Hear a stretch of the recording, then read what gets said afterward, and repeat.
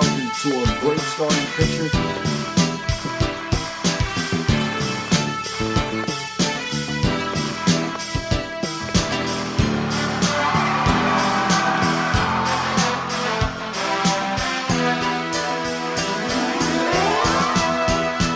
Hey guys, welcome back on into the Code Red Philly Sports Talk. This is episode number 3. My name is Anthony, the Red Delicious Ridiculous Red. I want to start off with the Phils as we say goodbye to one of the most kind-hearted human beings and one of the most generous human beings on and off the field in Rhys Hoskins. He had a great 6-year career here in Philly, a lot of trials and tribulations and ups and downs and home runs and milestones. He was truly special to watch for these last 6 years. He was very good to watch in the playoffs. The bat spike, that's something that we'll never forget. After that, in that home run series against the Braves, when he hit it and then just smacked the bat to the ground, that was all pumped up, had me pumped up, had chills running up my spine when I watched that game. And he truly will be missed. And I just want to say, good luck, Rhys. Best of luck in Milwaukee. Go hit those dingers. So now the question is, who do we have to replace Rhys? There are a lot of options out there. Jorge Soler, Jesse Winker, CJ Cron, Dan Vogelback with all his power. It is going to be very interesting to see who we have to replace Rhys and what the front office will do. And that'll be, we'll see what happens. The same thing goes for the starting rotation. Blake Snell, Brandon Woodruff, Julio Urias. A lot of guys out there that would be a nice addition to the starting rotation and can fill the back end of the rotation. Now, I want to get on to the Birds. Where do I start from here? The Birds, it was a really tough loss in Tampa against the Bucks. It seemed like the offense was dead. The defense was dead, both sides. Jalen Hurts didn't come on and play the game that he usually would play. The defense couldn't stop the run for Cold.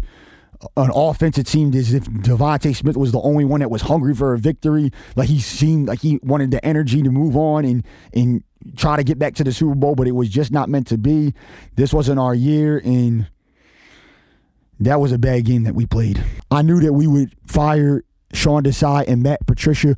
Good riddance.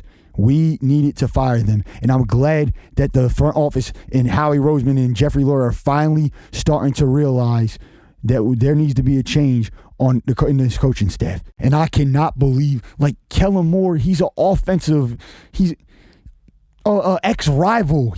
He was a Cowboy before he was a Charger. Now he's coming to the Eagles. I just didn't get it, but the front office just decided that they felt like he was the guy, and they just said, here we go, we're going to give you the job. Like, I would have went on to a different route and hired somebody else, but it is what it is, and I hope the Eagles, we come back next year hungry for action and we can win the Super Bowl and we can party down Broad Street. So this time I will not miss it, just like the last time when we won the Super Bowl. And I will be there for the parade next year when we win the Super Bowl. Save the best for last. I want to talk about the Sixers, and I want to talk about that 70-point monster game by Embiid.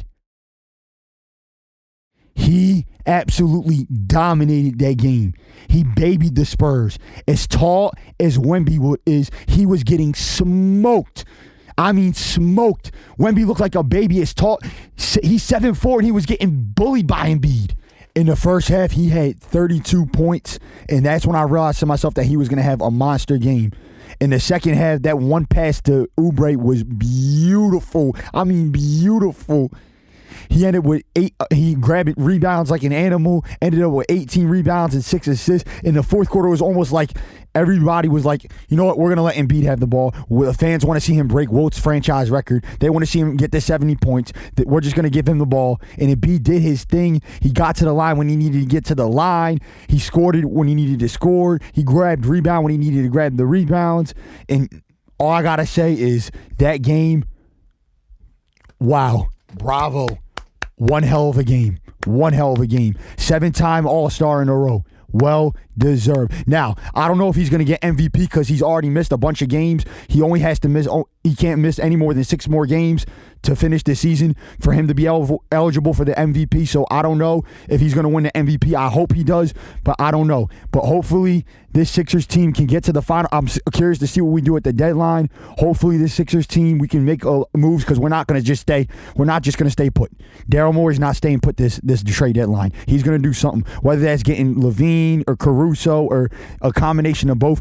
He's going to do something for us to make sure to succeed and get past the second round finally and get to the conference finals and maybe even the finals. And hopefully this Sixers team, we can win finally. I've never seen a championship in my entire life.